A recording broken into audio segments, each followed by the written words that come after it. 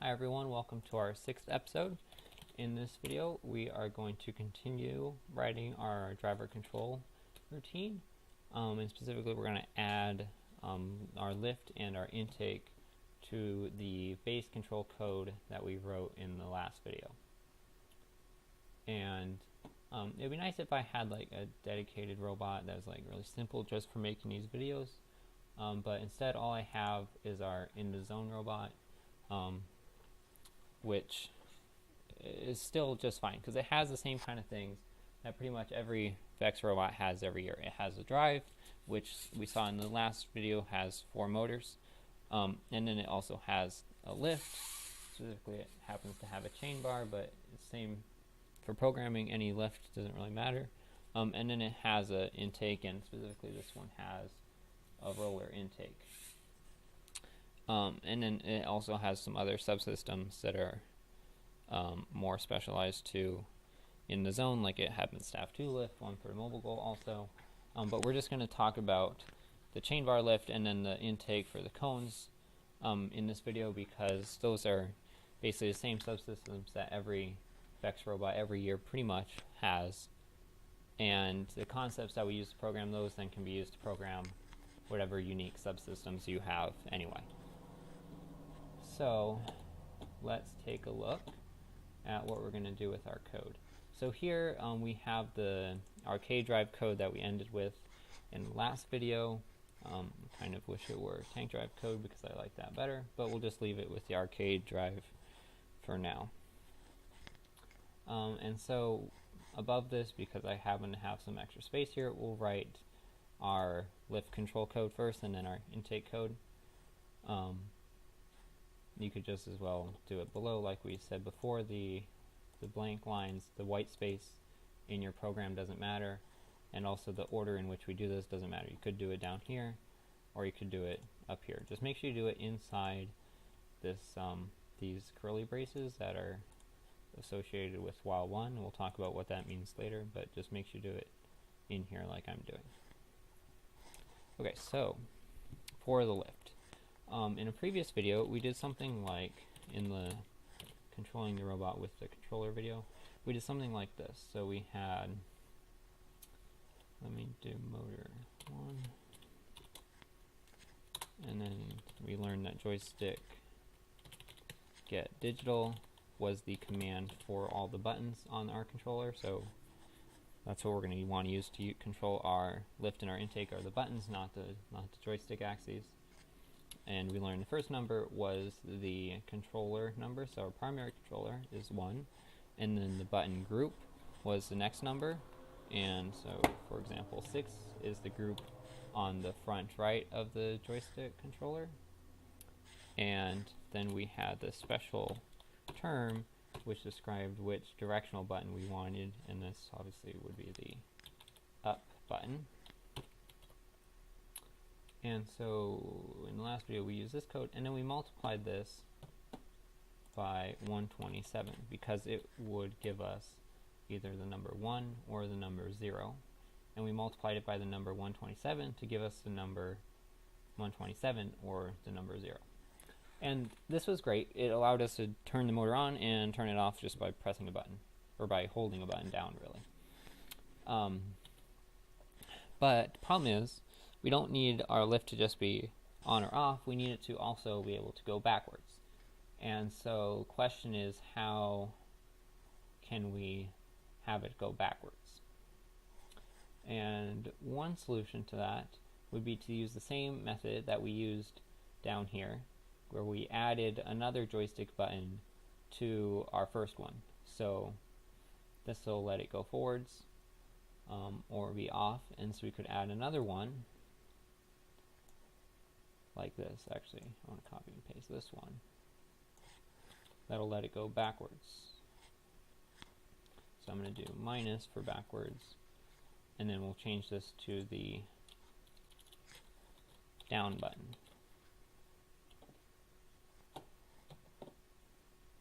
And so now if I'm only pressing the up button, we'll get 127 minus 0, which would be positive 127.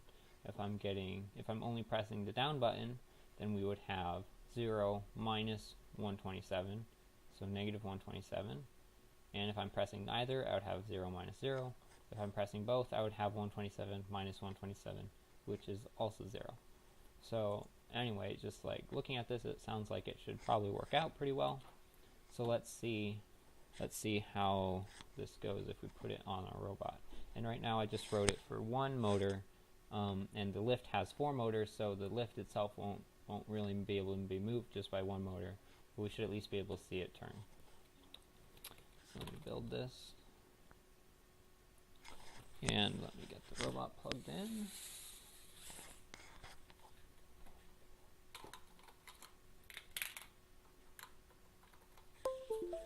And upload it.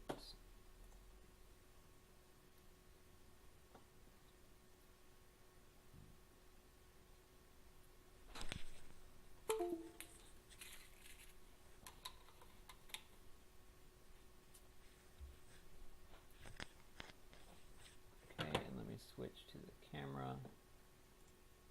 Okay, and so the motor in port 1, I believe, is this motor right here. And so you should be able to see it twitch and hopefully see this gear twitch. I haven't actually tried this yet, so we're not sure what's going to happen. And I programmed button group 6 up and down. So that is this button right here. This is up, that's down. So when I press up, you can see it actually is able to move the lift, kind of, and there's moving it this way and moving it that way. So, and then when I'm not pressing either button, the lift doesn't move. If I press both, it also doesn't move because it cancels out, like I was trying to describe before. And you notice I have to hold down the button in order for it to keep moving. I can't just press it, because if I let go, it stops. Okay, so that works well, except for one problem. When I press down, when I press this way, the lift goes what I would call up, so it's coming towards us. So I want it to actually go the opposite direction. I want down to make it go this way. So let me reverse that in the same way we did in the previous video. So I'm going to go back over here, and so now we're going to do, this one should be negative instead, and this one should be positive. And so now each direction is connected with the opposite button, and so now we should be able to get it to go the way we want. And just to save time, I'm not going to test that because I'm relatively confident I did it right. And so the next step then would be to add in our other 3 motors so we can actually drive the lift the way we want. But first, what I want to say about how we did this addition thing. So it's important that you do it this way and not some other way. Like, for example, what I could imagine someone doing. Let's imagine we're now trying to do the second motor. What you don't want to do is this.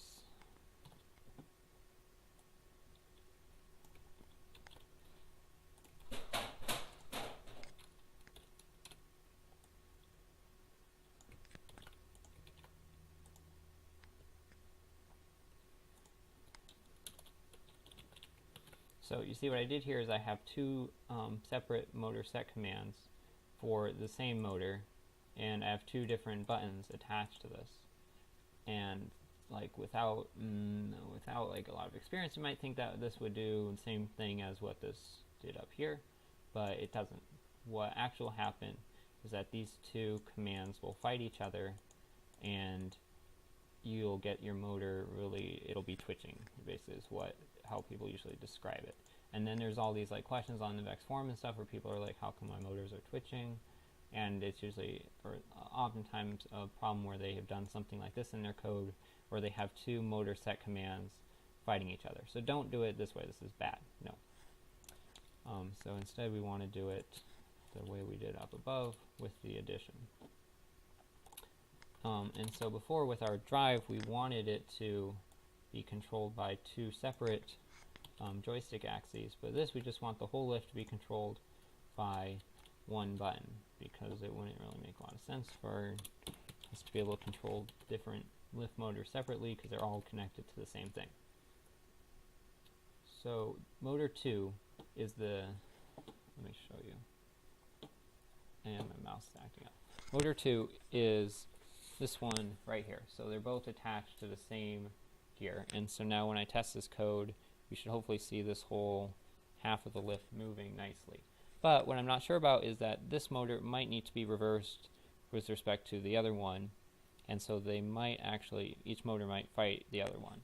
And so when we test this, we're going to look and see if they go the right way or if they go the wrong way. And so we know that this is correct, but we don't know if the line underneath it is correct. Right now it's the same as the one above, but this might need to be plus and that might need to be minus. So let's find out. Okay, and again, like on whatever robot you have, it might be different which ones need to be reversed. It just depends on how they're wired and how they're mechanically connected. And I suppose you could like think about it and go through it and figure out which ones need to be reversed without using trial and error like we're doing, but it seems to me that this is a perfectly valid solution.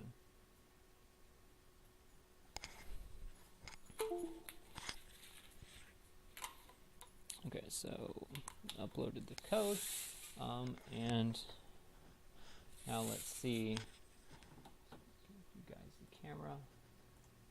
Okay, and now let's see what happens. So pressing up, and you see now the lift isn't moving at all because the motors are fighting each other. And I'm not holding it down, I'm just tapping it because I don't want to twist my axle, although I doubt that would happen.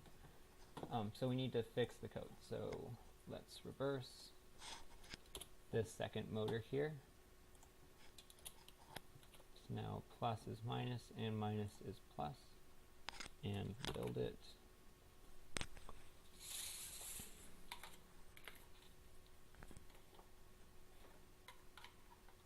Put it back on the robot.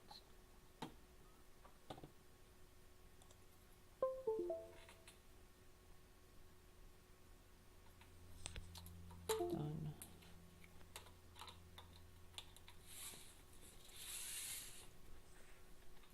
Okay, and now let's see if they go the same direction. Let me give you guys the camera. Okay, so now that should bring the lift towards us, which it does, and it falls back on its own, but if I press down, the lift goes down. Okay, and now let's program the other side of the lift. And I'm going to continue to do this one motor at a time so that I can check to make sure that the direction is correct. Because if I do all four, it turns out that it's relatively difficult to figure out which motors need to be reversed. If you're running them all at the same time, you don't know if any of them are going the right way. So one at a time is best. So I changed the motor port to motor 9, which is now one of the motors on the left side of the lift, or sorry, the right side. But I still want to use the same button on our controller to control that motor. And I'm just making a random assumption about the directions. We'll see if we need to change that. So build it.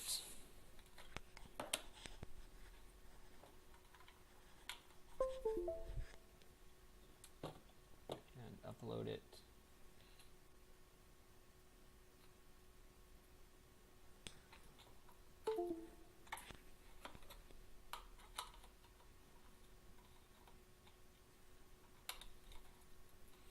Okay, and then okay, and so now let's make sure that the right side of our lift wants to go the same way as our left side, which is the side we already did. So pressing up, and see now it's twisting. So it needs to be reversed. So let's go back to our code. And we're going to reverse this one. Okay, and so now that should be correct. And I'm pretty confident again, so I'm not going to test it. But let's add our fourth motor.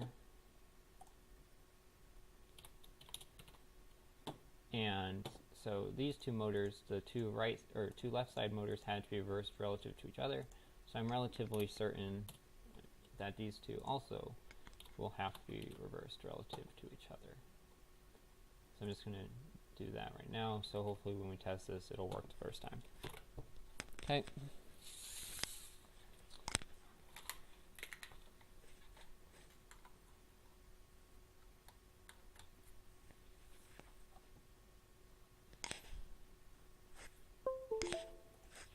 going to upload this to our robot. And now hopefully our entire lift should work.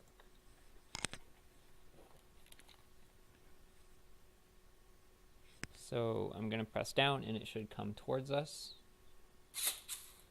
Or sorry, it should go down away from us. And then when I press up, it should come towards us like that. Let me back this up.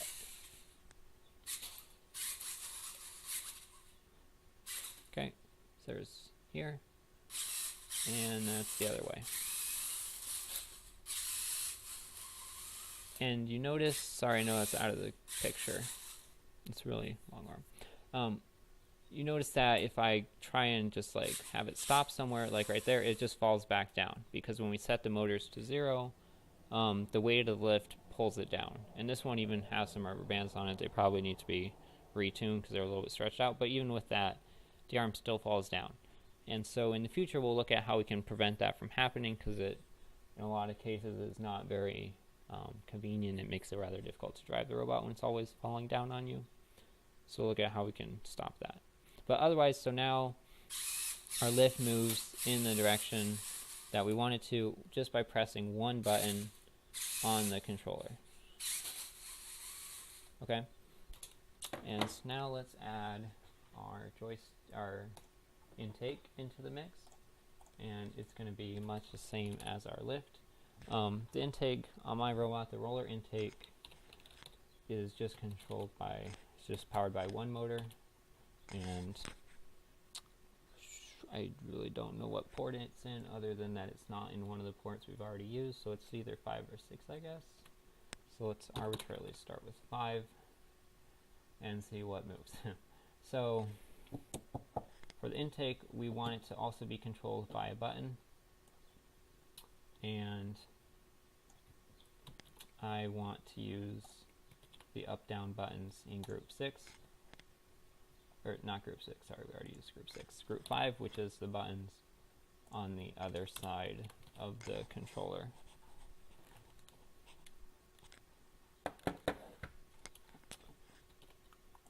And make sure we don't forget to end the line with a semicolon. And okay, let's just try that and see if motor 5 turns out to be the intake or not.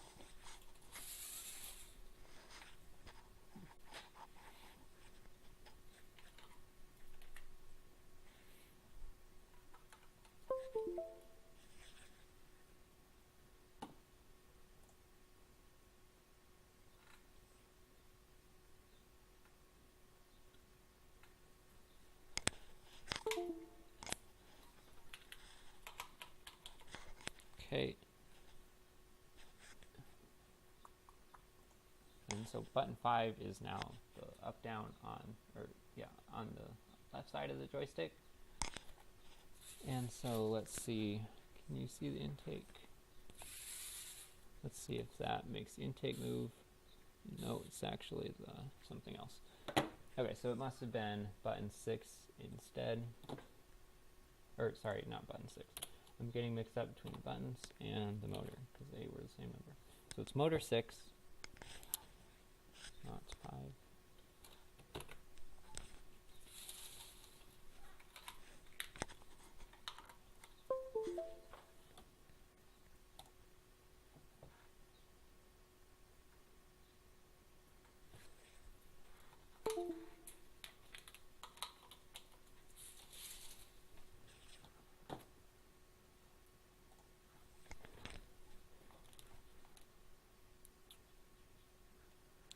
Now, look at that, the intake turns when I hold down the up button, and it stops when I let go.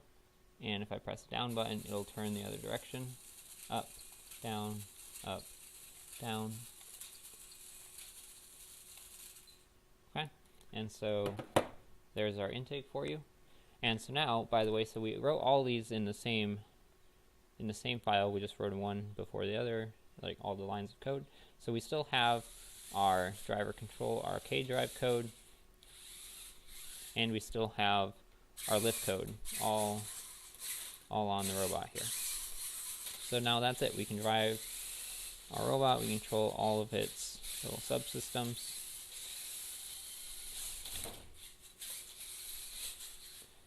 And it's great.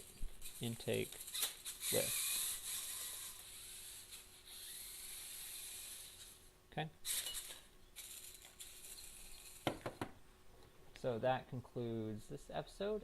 In the next one, we're going to look at how we can improve our driver control code, both in terms of how we wrote it, like make it nicer, nicer code, and also improve its functionality, like for example, holding the lift up. And we're going to talk about a couple of other features that we can add to make it a little bit nicer functionally and code-wise.